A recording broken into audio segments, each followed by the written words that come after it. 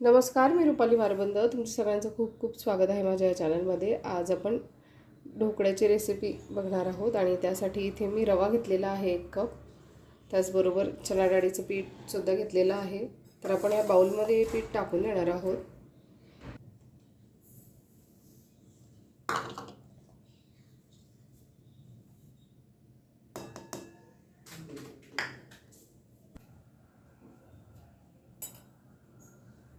यामध्ये आपण दही घालून देणार आहोत.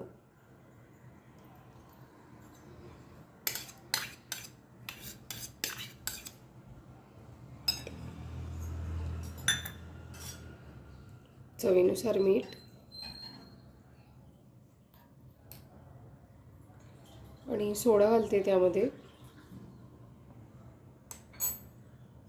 आणि यामध्ये आपण थोडं थोडं पाणी घालून हे मिक्स करून घेणार आहोत छान.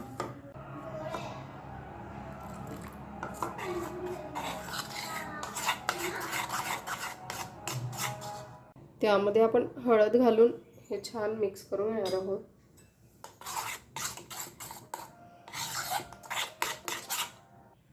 आणि त्याची कन्सिस्टन्सी तुम्ही बघू शकता. आणि 10 मिनिटं आपण हे झाकून ठेवणार आहोत. 10 ते 15 मिनिटं, म्हणजे रवा हा छान फुलेल त्यामध्ये. आणि 10 ते 15 मिनिटं मिश्रण हे मी झाकून ठेवलेलं होतं आणि ते छान सेट झालेलं आहे.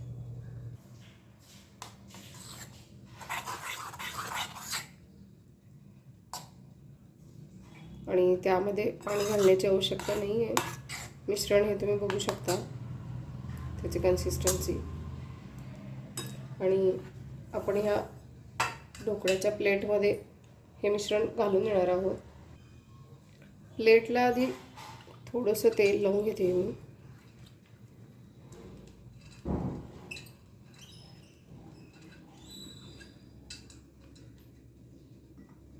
त्यामध्ये आपण हे मिश्रण टाकून देणार आहोत.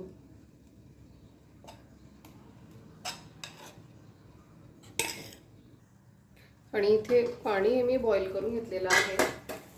आपण त्यामध्ये ही प्लेट ठेवून देणार आहोत. आणि एक 10-12 मिनिटं आपण हे वाफून घेणार आहोत मीडियम फ्लेमवरती. हे वाफून झालेले आहे. आणि आपण आता गॅस बंद करून देणार आहोत. आणि हे थंड झाल्यानंतर आपण काढून घेणार आहोत. आणि हे थंड आलेलं आहे. आपण त्याच्या कडा सैल करून घेणार आहोत. आणि ह्या प्लेटमध्ये आपण हे ट्रान्सफर करून घेणार आहोत.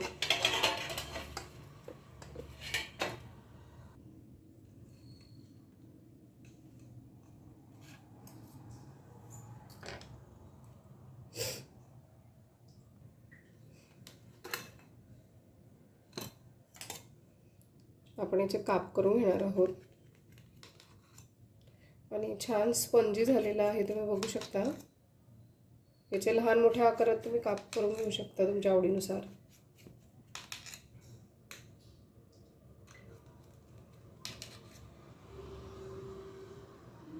आणि छान जाडी पडली त्याला, तुम्ही पाहू शकता.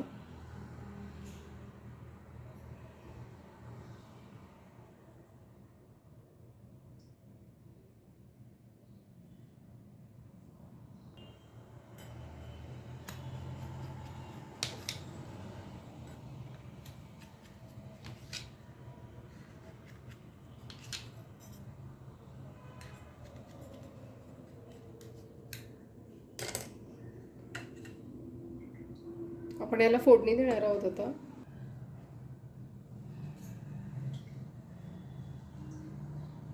आणि इथे मी खोबरं, शेंगदाणे, मिरची, मीठ हे सगळं एकत्र ग्राइंड करून घेतलेलं आहे. त्याची चटणी बनवलेली आहे. आपण त्याला वरतून तडका देणार आहोत.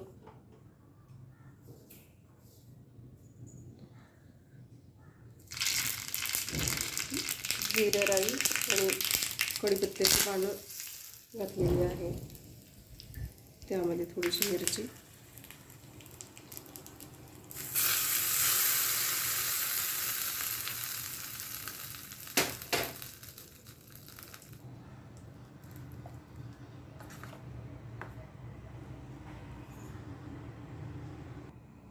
आणि ढोकळ्यांना सुद्धा आपण त्याच पद्धतीने तडका देणार आहोत. फोडणी घालणार आहोत. जिरे, राई घातलेलं आहे. कढीपत्त्याची पानं आणि त्यामध्ये ढोकळ्याचे काप आपण घालून घेणार आहोत.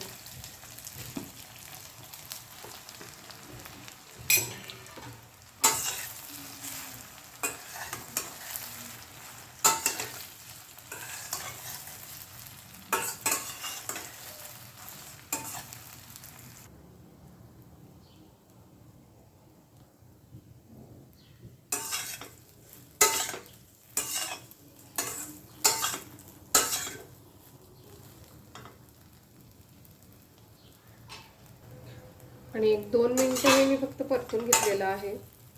आपण आता गॅस बंद करून येणार आहोत. आणि ढोकळे हे तयार आहेत. झटपट होणारी रेसिपी आहे, नक्की ट्राय करा. आजची ही रेसिपी तुम्हाला आवडली असेल तर लाईक, शेअर आणि सबस्क्राईब करायला विसरू नका. पुन्हा भेटू अशाच एका छानशा रेसिपीसोबत. तोपर्यंत बाय.